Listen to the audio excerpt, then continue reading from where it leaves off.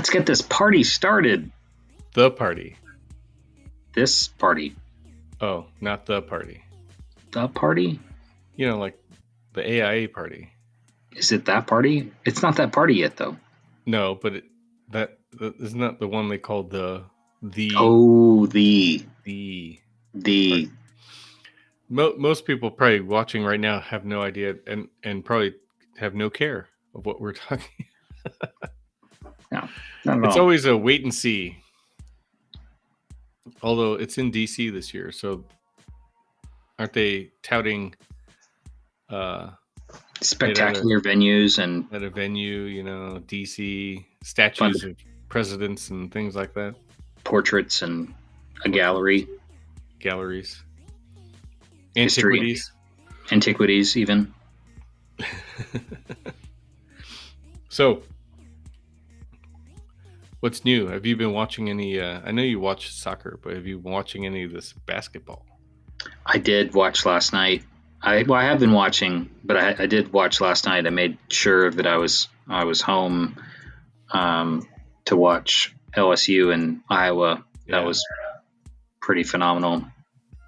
And then USC women's lost to UConn. Yeah, it was close though. I wasn't going to say anything, even though you're wearing the colors. So, Juju Watkins. Yeah. So, it was good. I mean, both games were pretty great. So I got ESPN. My app didn't let me log in. It was not in my territory or whatever. I did catch the Iowa the Elite 8 or the Sweet 16 game. Oh, you didn't even watch last night? No. I wanted to. And the ESPN app locked me out. You know, thanks a lot, ESPN. But I did catch the game before, which was, you know, I was I don't know, it's exciting that Caitlin Clark, you know. Oh yeah, I mean, it's a generational talent, but I mean, and not even just her though. I mean, like that's the whole thing, is that I think that this tournament's got quite a few teams, and So yeah, it was fun. I mean, I like all that stuff. You know how I am about the sports. So. Oh yeah. Well, the game before was a lot closer. Came down. Oh yeah. Wait, no, I'm not. I'm thinking of the USC game. The Sweet 16 USC game was down to the point, I think, in the very end. The Iowa game was closer than the LSU game, but not that close. They kind of commanded the scoreboard for the whole game. Yeah, you know, it's fun. You know, Caitlin Clark, though, I mean, like, as much as she can score points, she can pass the ball like nobody's business. I mean, she had like a dozen assists last night. Oh yeah. So, and then the game before too, at least 10 or 12. Well, I mean, I think in the Sweet 16 she had a triple double. So I mean, yeah. So, but those are like, those are commonplace to her. Oh yeah, 40 points, triple double. The logo, like she'll flick up a 3-pointer from near half court, just like nothing. Well, and what's crazy, like, you know, I was watching the game last night, and near the end, like one of the last plays, it was clear that Iowa was going to win, but I mean, LSU did not stop, and that was, admirable for sure. But LSU had sort of gotten a steal or, turnover coming down the court for a shot, and, drove the lane, hoping to draw a foul, I guess. And Caitlin Clark, jumps up and gets like a block shot. So it's like, like how much more on the stats can you like? Yeah, I saw there's a block in the Sweet 16 too, just slapping the ball. Just yeah. No, it's pretty exciting. You know, the statistics and the talent level and all that stuff. It's a lot of fun. Oh yeah. I haven't actually watched much of the men's side. and that's normally I'll try and catch a few games, but I kind of fell off. Well, we were on our vacation. We were on cruise, which is what people probably care more about. Was, my Caribbean cruise, right? Yeah, well, I mean, I want to hear about your Caribbean cruise, but I think we're going to maybe pop that into the real episode. Yeah? Sure. Yeah, I can do a synopsis. Yes. Of what it's like to be on a boat for 7 days. How is Kurt on a boat for 7 days? Yeah. Yes. With an open bar. Oh boy. Oh well. I was well behaved. Tame. There was I'll save it for the show, but I'll just do this. Oh yeah. Mm-hmm. And that's what I was warning you about. That's my vision of these things. So. Oh. Yeah. Well, I'll just say 3 degrees right now, and then we'll talk about 3 degrees. Okay. Later. So is this episode going to be all about 3? It could be. I mean, we had alluded to a TV show, 3 Body Problem. Yeah. 3 degrees on a boat, which has nothing to do with 3 Body Problem. And I'm not even going to explain the physics because I don't understand it at all. But the show is fun. Yeah. Episode 3 really tried to explain the physics of it. I guess I got enough. I understood enough of it, Yeah. Yeah. It's actually really good graphics, visuals. Well, and I will say, for your upcoming road trip, you might also want to suggest in your texts that you were working on pre-show, you might want to suggest to him to start double downing on that show so that the two of you can just tear it apart in the car. Tear it apart and solve it on your drive. The most exciting thing about 3 Body Problem is that when you watch the first episode, it then at the end of it says this season on 3 Body Problem, meaning to me they've already planned multiple seasons of this show, because I have a feeling that one season isn't going to cut it on this kind of thing. I like how you're it's just not going to cut it, folks. We need to commit to season 2. Yeah. However, key characters have died. Kind of sad already. Yeah. Very soon. I'm not going to tell you this, but I'm going to tell you this. Our show Peripheral that we liked, it didn't get renewed. Yeah. What, probably people don't like that sort of smart stuff. That was a good show. It was a very good show. Now I'm sad. But well, let's just end the stream. Call it a day. Call it a day. Peripheral. Well, I probably have to go cook something now. But a different one of William Gibson's show, books, got picked up. Oh. I will have to figure out. I read it quickly. I meant to tell you. And I was going to tell you the good news in the context of the bad news, and then I forgot. So now I got to go back and find the compliment sandwich. Yeah. Mm-hmm. Bury the sad news. Yeah. Wrap it around some good news. Yeah. Well, we get pretty close. So we are in this is episode 151. It dawned on me.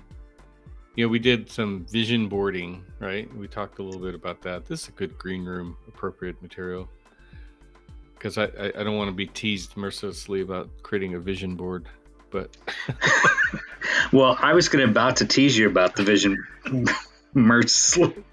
Yeah, go ahead. It's a anyway, something Danielle and I like to do. It's not like I don't have a yes, thank you.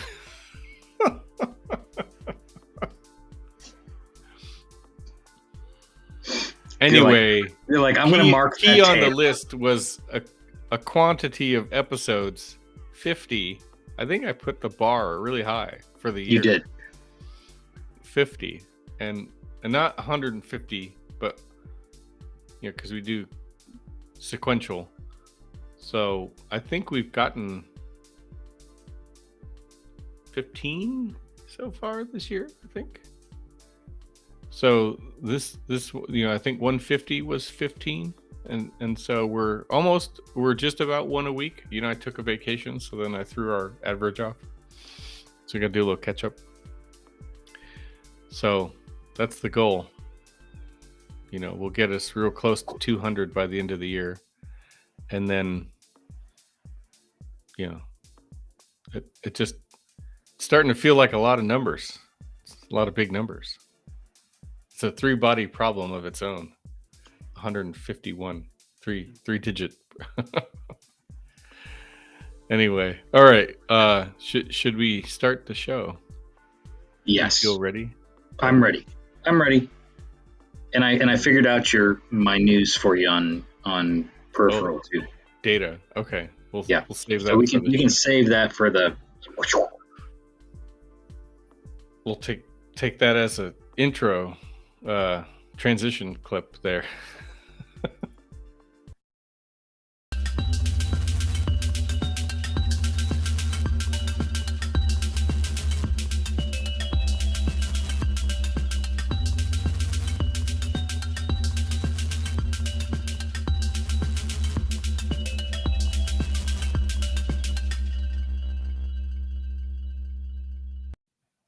Three-body problem.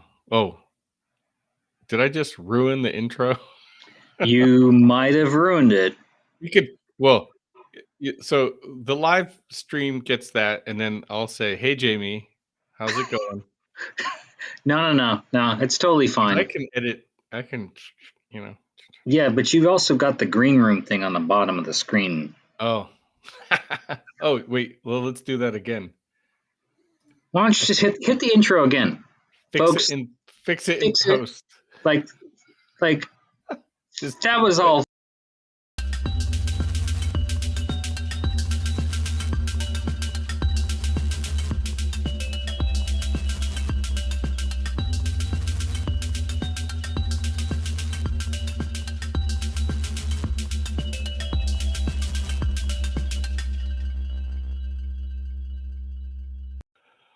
Hey, Jamie, how's it going? Good. What you just saw was a dry run practice round for the intro, but this is the real intro. That was like a glitch in the Matrix, folks. It sure was. Mm-hmm. I tried to reference the Matrix to my students yesterday, and I realized that you can't really reference movies that are older than your students. 1999 was a really good year for movies. Yeah, but it's way before the kids I'm teaching were born. Yeah. Even on a more somber note, I brought up the 9/11 as a subject, and even what are you doing in your class? Well, I can go on a whole tangent about I had a guest lecturer who did works at Arup and did an acoustic study for the Pennsylvania Memorial because it's a sound sculpture, and so she worked on that. Flight 93, yeah, the Stoystown, Pennsylvania mm-hmm. Memorial, and so I'm teaching an acoustics in architecture class, and so I showed this recorded lecture from my friend, and so then in that case with this upperclassmen group, it was also happened before they were born. So anywho, most of them, not all. Anyway, it's just weird to think about the 25 years ago is already too long ago. Makes me feel old. No comment, right? I didn't know this is where we were going with this episode. I know it's a strange, it's a pseudo tangent in the beginning. and in Not fairness pseudo. too, This is a pure tangent. this is a pure tangent. This is just pure. This is pure Kurt. Like we Well, had at least that it's not a glitch. rant. I'm not ranting. No, there's no I'm just, ranting. I'm just stating observations. No ranting. No bourbon. This is just. No bourbon. This is just pure out of Kurt's brain. These are facts. Yeah, Stating the facts. yeah. It is 25 years since The Matrix happened. Yeah. Are you look sad now? You okay? Yeah, I mean, I'm a little sad. It's such a good movie. I think I feel like my students should know it. Yeah, I mean, well, I mean, and I mean, yesterday was, Trans Day of Visibility, and so the Wachowskis. I mean, it's like, there's a whole lot of there's a lot of cultural meanings of all these movies and films and people that we're still experiencing today. That I feel glad to be alive and knowing those types of references and points, and if sharing those with other folks and making them do a little bit of a deep dive, sure, why not? That's where that's my perspective. That's where I'm going to leave it for you. Yeah, and I will just throw in one more thing based on age, or not age, but era. I don't know, because when I was young, and my dad, those movies that you're like, oh, it's on TV, I gotta watch it, right? Like, even if you've seen it a million times. Yes. For my dad, that movie was like Bridge Over the River Kwai. I thought you were going to say The Guns of Navarone, but. And so when I was a kid, I was like, oh, this war movie. And so anyway, I guess, I'm now getting paid forward, or paid the payback from my students. I said, did you ever watch The Matrix? He's like, only parts of it. What part? Do you remember the part where he eats the blue pill and or the red pill and yeah, and just blank stare, and they were just like, I was trying to be polite. Yeah. Exactly. So anyway. All right. Well, so moving on, swiftly moving forward, is to the core, the essence of the Coffee Sketch podcast is coffee. So actually today, before you speak, today our friend Sean at Rootless is his birthday.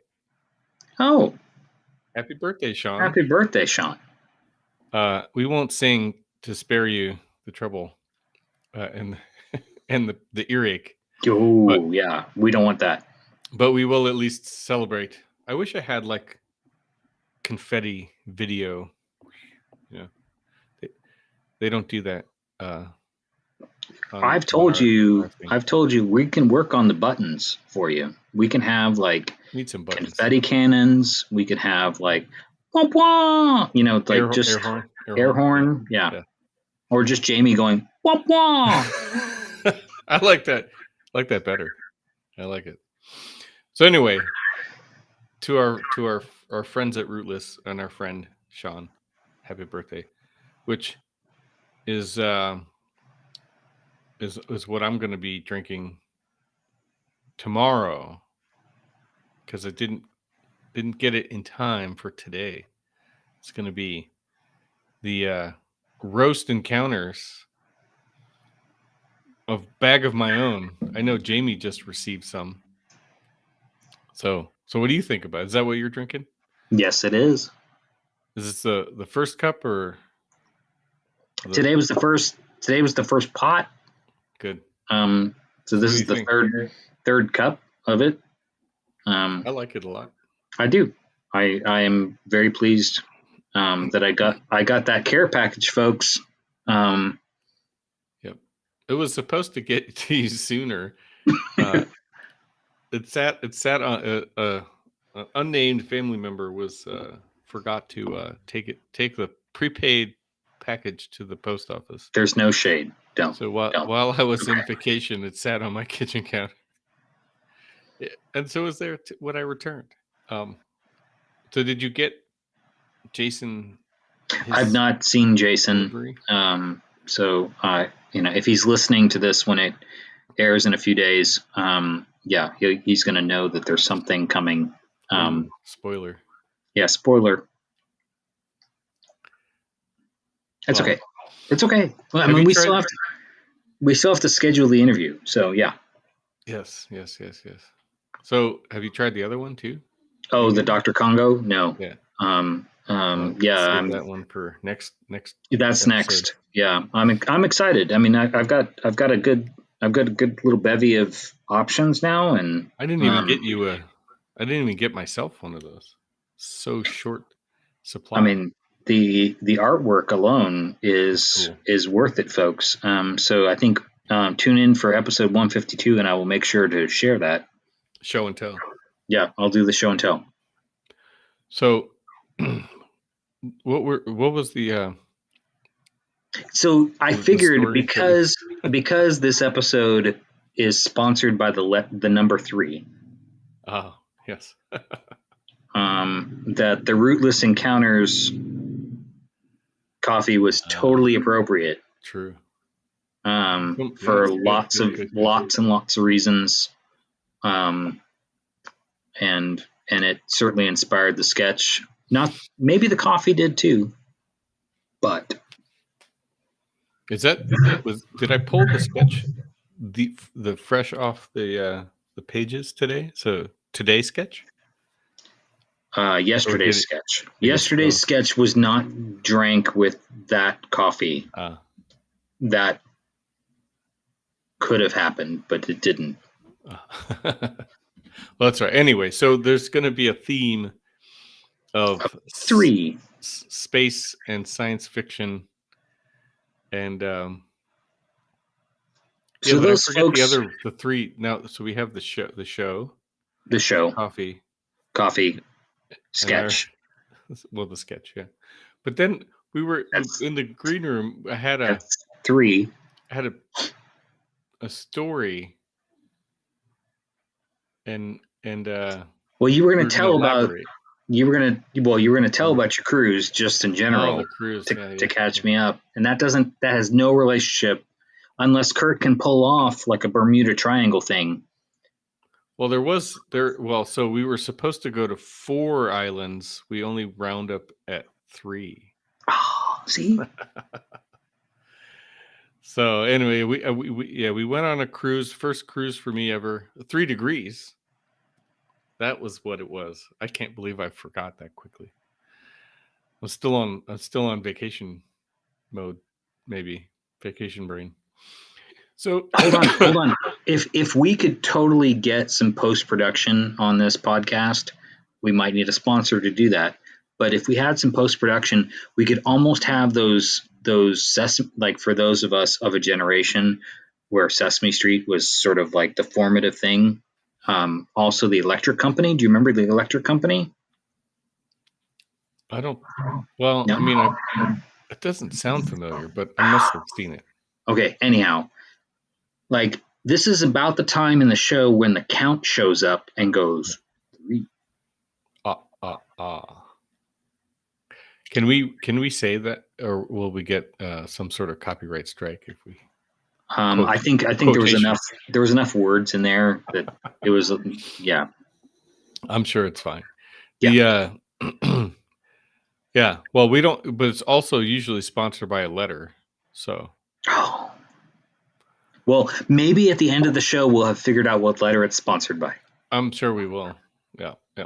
That's for sure. So anyway, it's the 3. Is that when the Cookie Monster shows up?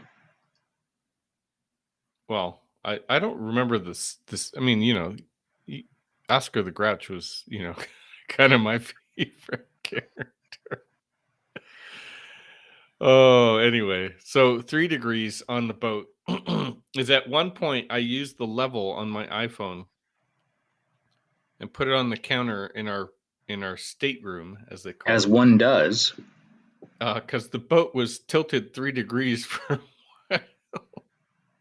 3 degrees may not sound like a lot, but when you're standing on a moving vessel and it's just tilted 3 degrees, it wasn't actually too disorienting, but it was weird. You know, for about 10 minutes, it was just kind of cruising because we were in a storm. And that's why we only made it to 3 stops. We had to spend an extra day at sea instead of going to the Bahamas on our way back to Miami. So anyway, we ate it. So before we even got on the boat, though, Danielle and I went to this amazing uh, restaurant in Miami called Morla. And if anyone ever gets to Miami, go to Morla. You won't regret it. It's fantastic. It's like they do a tasting menu, but they also will let you pick like dishes off them, like a la carte or whatever. In case you don't want to eat too much or eat certain things. And the chef brings it out to you and explains it all. I mean, it was just like, anyway, I don't want to turn this into the food podcast because I'm just listening. This is good. This is it was we ate some other nice things and Danielle would still say it's not Morla. So the bar has been set. So okay, and this is nothing against Morla or you and Danielle doing that. So when Tyler took us and Clarice to like that place in Chinatown.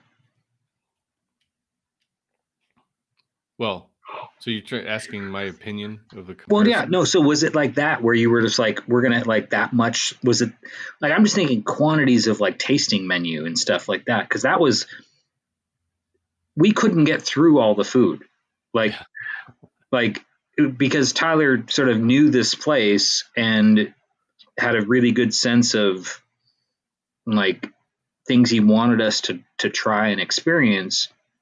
It was great, but it was clearly like we were in over our heads in terms of the amount of food that we were trying to consume. Fortunately, we did the walking afterwards. We went to the Golden Gate and all around Chinatown, and it was fantastic. But well, it wasn't quite the same because the menu was much shorter, actually. What kind of food was it? You haven't even said. So the chef is Mexican and his wife is Peruvian. So it was a kind of a hybrid, of those two cultures and two flavors, ingredients, things like that. And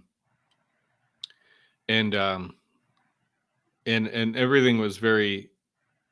It wasn't about quantity. It was about a presentation and a quality. So it's not like we overate because I mean, it would be then a very expensive dinner, but but it was everything was very curated. So we've never really eaten in a situation like that. So, well, that's fun. Yeah, it was fun. Cool. I think I posted a picture on my Instagram from inside the restaurant. Yeah. And I mean, so, it was very neat, sort of teasing. Vibe. Yeah. It's funny, like it's not near like, a big district of restaurants. It was kind of off the beaten path, which was even cooler. And I don't even know how Danielle found it. She just kind of Google Yelped or something like that, to find the suggestion. Best way. And we just walked. Stumble on the fun. Yeah, that's great. Yeah, it was. Now I really want to go back. You made me talk about it enough. Now I want to go back, but we need an excuse to go to Miami and go back. So road trip. Rockets. Road trip. drone flight. Rocket. So anyway, so what about you? Have you had any interesting meals in the past couple of weeks? You're like, how do I transition to Jamie? Have you eaten in like a few days? Yes. Have you taken the moment to treat yourself? No, I've not taken the time to treat myself to any fabulous meals as you've described. But I will consider that. I do like to cook, so maybe it's time to pull out something in the recipe book that I haven't done in a while. I will tell you though that a few weeks ago, I did pull off like a very great sort of cooking thing for me where I was trying to I was cooking to take food to a party. And just the short of this is everything was sort of themed around like soccer balls. So, so everything is sort of like, how do anyways. So for me, I was like, and it was like, it was a potluck. So it was like everybody's trying to bring in stuff and the people who were hosting, they're fabulous chefs. So like they had a bunch of stuff that they were already doing. So anything I was going to bring, just it's extra. Right.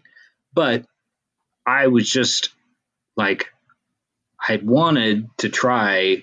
I was like, well, I'm like, what would be sort of small and like, round like a ball and it'll be fun, blah, blah, blah. And so like meatballs, obviously, that's easy. Anybody can do meatballs. My dad has a really great meatball recipe.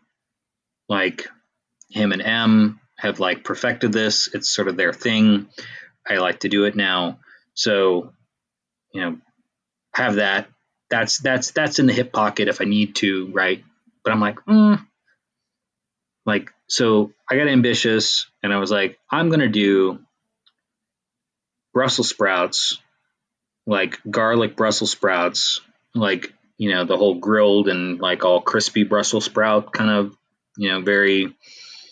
But I'm also going to do the meatballs, so I'm going to like do two things, and I'm going to try and time it right so that they're both warm when I get to where I need to go, even though I'm cooking at home. And I pulled it off. How'd it go?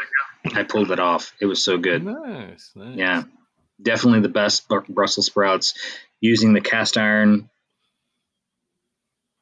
skillet. An underrated utensil. Yeah, on misunderstood.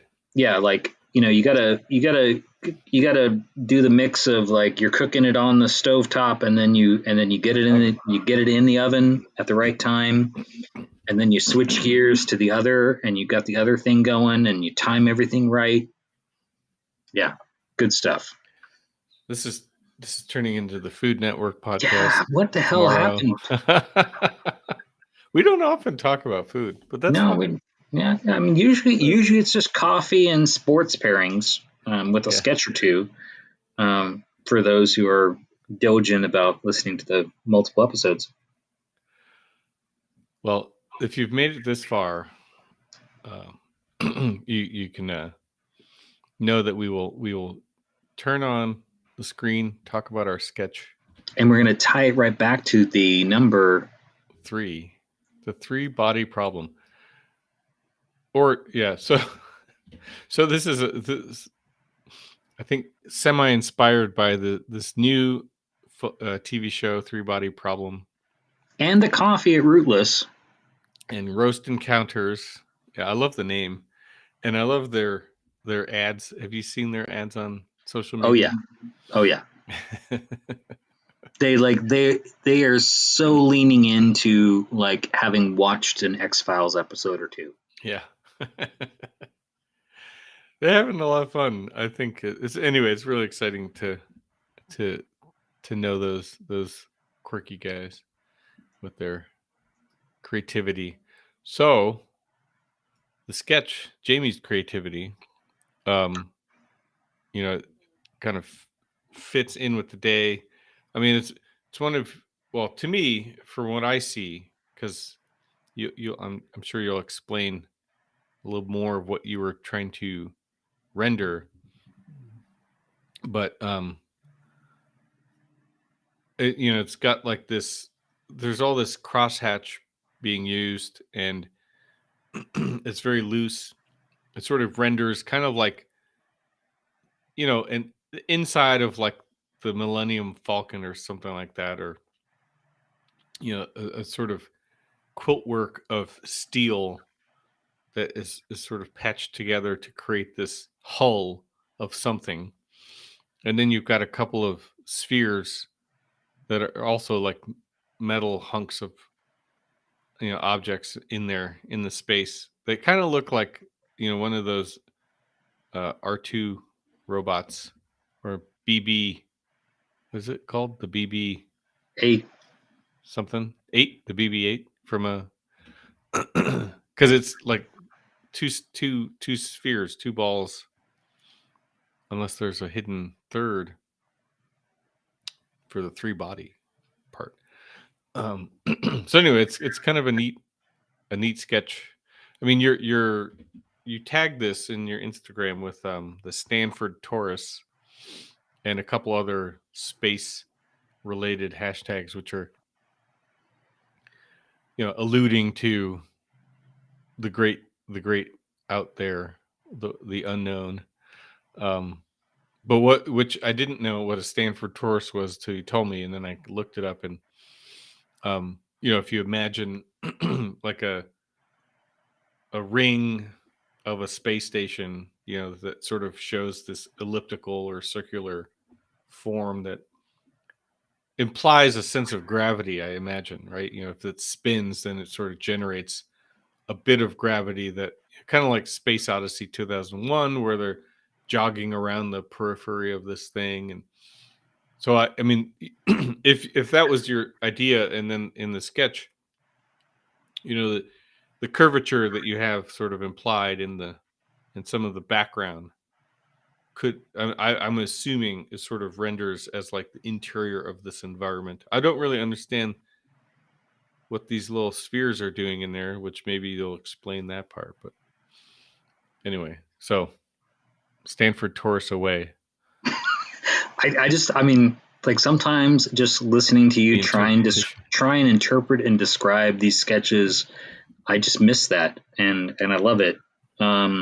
But no, it absolutely. Oh, that was an interesting view. Sorry.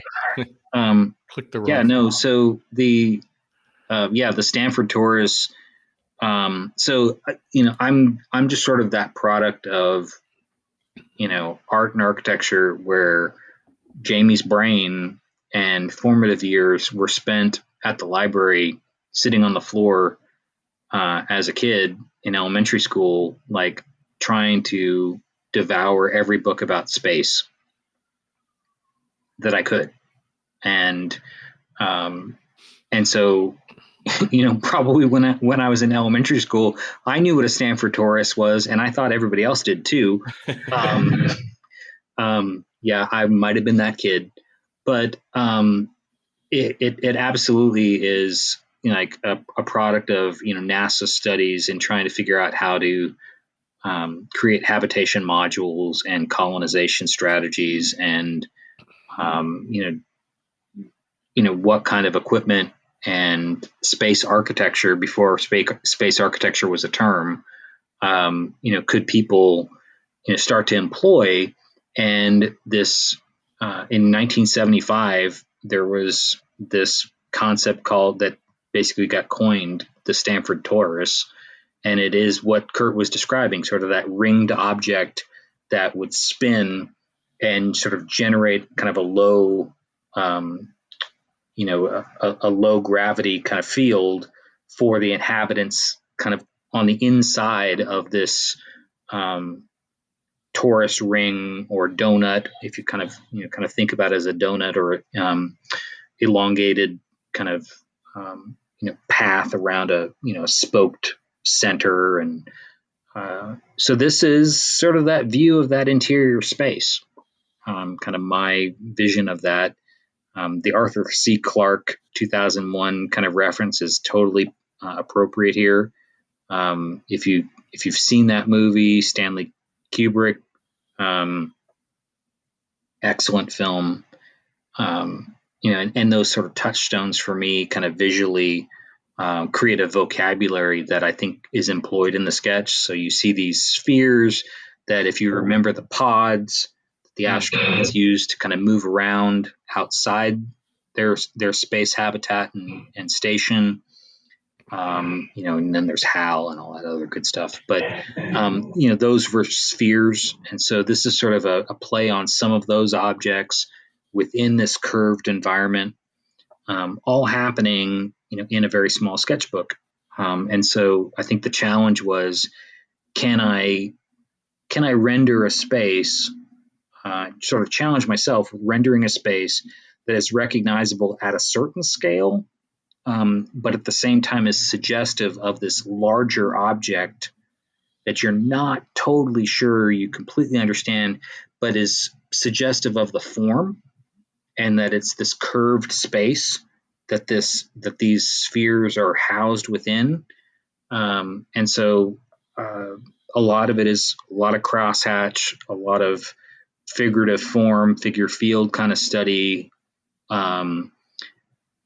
playing with the perspective of the view that you're sort of trying to creating a subtle vanishing point that still exists even though the space is curved, and then rendering the object very, very clearly and distinctly in the foreground or the semi-foreground of the space to anchor you, and to kind of anchor the image. So the patchwork or this quilting, the texture that it generates, right? And it provides sense of scale.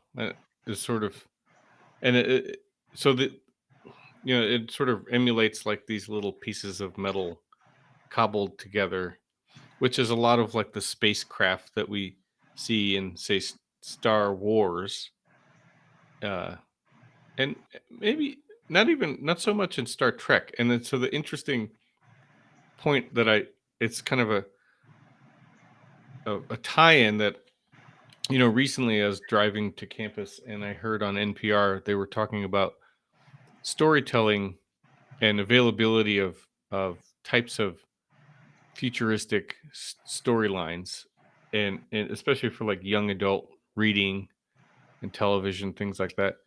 And the interviewee was talking about there's a lot of dystopian development, right? A lot of things that we associate in this sort of dystopian future, but it sort of connotes a negativity, like a something gone wrong in the future.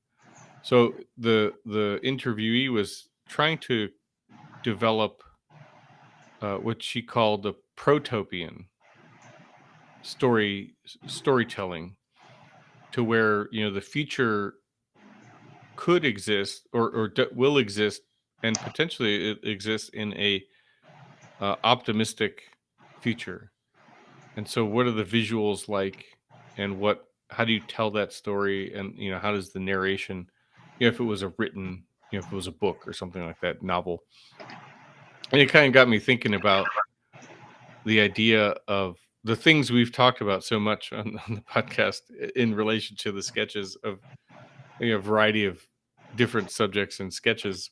The visual rendering and reference of like this interior environment full of sort of patchwork of steel bits and metal and bolt nuts and bolts and things like that is still kind of tied to a sort of dystopian concept based on a lot of the reference imagery, right? Star Wars,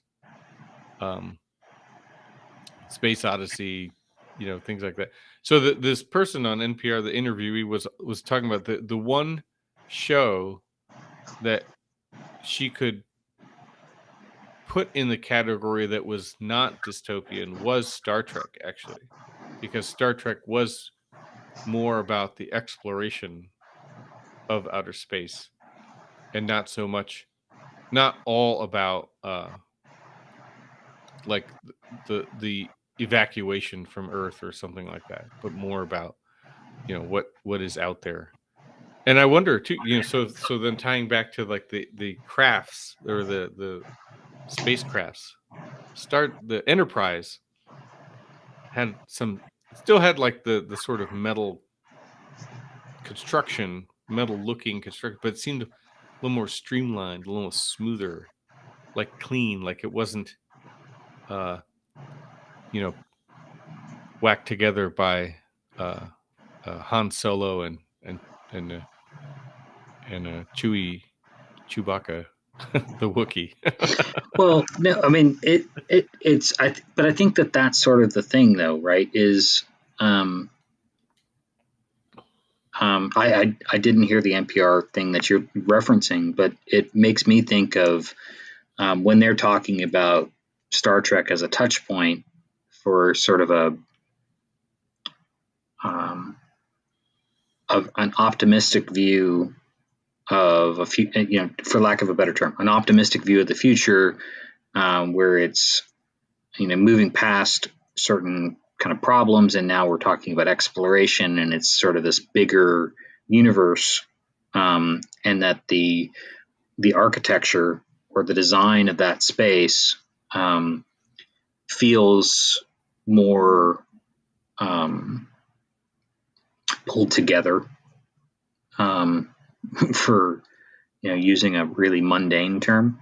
But I think that the thing about Star Trek, though, is that there's a term that's used that sort of underlies that whole kind of world. Is it's IDIC, infinite diversity, infinite combinations.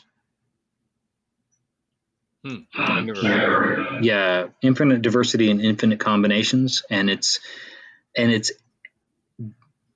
is sort of seeing that optimism of the variety of things that exist in the world, and it's it's a show that sort of talks, and it has since its inception sort of talked about all these different variety of things, who people are, how people are, who they love, how they love, what they do, how they do it, all those types of things, where they are, how they're seen, and it always has sort of found ways to explore that. And I think that that's the thing that's present in a show like that doesn't dip into dystopian, because it's talking about, it's challenging the reader or the viewer to think about these broader themes, these broader concepts, but thinking about it kind of in a universal, that it's like, okay, if we're going to go expand, our sphere of things that we're going to look at, we're going to go and explore the universe. When we explore it, we're going to find even more, to our lives and to the things that we're seeing. We probably have a lot of those things at home if we take the time to look at it. So there's that kind of reflection point that science fiction always kind of gives us, and I think that's what Star Trek kind of speaks to. But I think in the sketch, in terms of the texture that you're reading, and my sketches do tend to go that direction. I fully admit that, especially when I'm kind of drawing in that sort of space architecture or futurist world. But to me, it's about construction. It's about sort of the challenge of pulling the thing together, and that it's not a pristine object. There's some grit and there's some grime to it, that doesn't necessarily indicate dystopian to me. It doesn't equate to that. I think that there's certainly plenty of dystopian themes and things like that I've explored and I'm very interested in. Yes, not going to deny that. But I think that to me, it's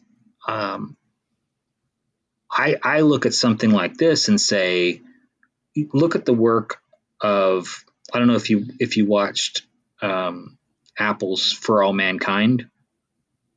Not yet. Yeah, several seasons. They just sort of finished. I don't know if they're going to do another one. For All Mankind, really sort of takes this alternate view of the space program, and it's sort of a what if the space program kind of did things a little differently, just sort of veered slightly off course. And so there is this kind of grit and grime to it. There's this DIY of, we have decided we're going to go and do these things. And these are made by human hands. They're not fabricated by, something, AI isn't making this thing for us. And I think even if you look at the spacecraft that we use today, the space shuttle, that's decommissioned now, the Starship, that, Elon Musk is promoting, with SpaceX, or Blue Origin's stuff, even Virgin Galactic's spaceship, you can still see that even though those things are marvelous and amazing machines, they're faceted. They're created by human hands. There's something to that. And then when you think about those objects and then extrapolating that to an immense scale, this is the kind of vision of that world that I see. And I think it's one that's attainable. I mean, to me, that this is not unattainable. I think this is something that, through human ingenuity and all those wonderful things, I think this is stuff that we can do, and I think that humanity's sort of born to do in terms of exploration and asking the question, what if? And to do that, I think it's messy. I think even the practice that we find ourselves in as architects and designers is messy. Especially in the work that you and I do, where we're dealing with existing buildings sometimes and trying to find a really, beautiful vision for that space, that when you walk into it that first day, you're like, why am I here? Do my friends and my family know where I am right now? Because this space is sort of sketchy. That's, I think that's a real thing. I mean, those before and after shots that folks often stage for sort of DIY influencer moments, for an architect who is practicing adaptive reuse on a day-to-day basis, that's your reality. Mm-hmm. Walking into those spaces that are really, really super sketchy and going, how do I imagine a possibility for this space? And then if you bump that out to someone who is trying to vision themselves as a space architect, this is the kind of realm and reality that, my mind kind of goes to. I mean, that's not my work, but it's certainly my imagination. Well, I think that was really interesting, navigating it through architecture, materiality, and even preservation. And I think too, so that we should support and use the term protopian more often, and sort of allude to Jamie's sketches as a protopian vision. And the one thing before that I wanted to squeeze in there was the protopian kind of lives in between utopian and dystopian, right? So it's not utopian, which is the super ideal, or not dystopian. So it's kind of like what you're saying. It's like the grime and grit of the man-made, kind of lives in there. So anyway, and think about like the design of this space, right? It's a wheel, right? A donut wheel. And this Stanford torus kind of idea of creating the gravity that you were referencing at the outset, that's all about centrifugal force, right? It's understanding the physics of it, and then taking that kind of abstract concept and going, okay, abstract concept, and designing it. like taking it from this abstract concept and then turning it into a space and a thing and a sketch that is recognizable to somebody so they can kind of go, okay, I can imagine how this space would work. I can understand the concept that you're telling me exists from physics and math. And then I'm understanding this space as a designer of what, how one might inhabit it. And I think that that's the thing that movies and film and novels, really sort of suggest to us is, and science fiction, it's how do you take these abstract ideas, like you're talking about this prototopian, kind of idea, on a spectrum, of utopia and sort of dystopia. And, what does it look like? You use that word and you throw that word out there, or you put that word on the page, and then what does it look like? That's where my mind always goes as an artist and an architect is, what does that look like? And not where I have the answer to it, but it's like, I'm excited to hear that concept and go, let me try and sketch it. Let me try and grapple with it, on the page in the sketchbook. Just like, you and I have been sort of teasing it with this episode is the number 3 is we've been watching this show, folks. Sometimes we do that. We figure out a show that both of us can watch. And it's not like Mystery Science Theater 3000, but maybe it is. But there's this new show, 3-Body Problem, that is all this sort of unique, sort of mysterious, science related, terms and conditions that you're trying to grapple with. And then the characters are grappling with it. And then you're seeing it presented itself on the screen as a narrative. And for someone like me or Kurt, I think that kind of stuff inspires us to think a little different, get the creative juices going. What do you think about the show? Well, are you surprised to see a sketch like that after knowing that both of us are watching that show? Maybe is a better question. Oh, I see. Isn't that, yeah, the rhetorical to the audience? Well, yeah, I hope, no, I think this is a really interesting conversation where we, from where we started to where we are going to wrap up. But the, yeah, it actually, it has, I agree, it has inspired me to think and noodle a little bit of my own.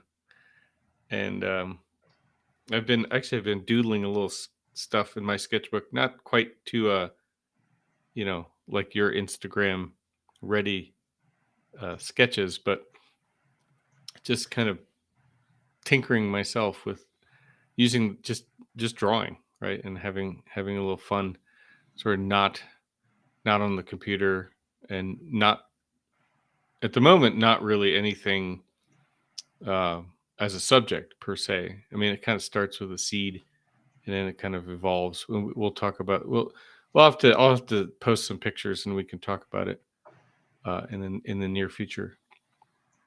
But yeah, it has kind of it does make me think. That show, 3-Body Problem, shows like that, I suppose. Did you ever wind up watching the OA? Did you gotta go back and watch that? It has a lot of similarity. Well, I won't say similarity, but you would also like that show too, based off this show. But yeah, so I think we should. I don't know. Anyway, I think I already said that, but we should probably think more protopian and see what that looks like. I might start adding some sketches. This is the third time that Kurt has offered sketches. So, all right. Yeah, I mean, it's year 6. I mean, right, season 6. So more sketches from Kurt. Yeah, six is 2 times 2 3. times 3. 2 times 3. All right, Jamie. Thanks a lot.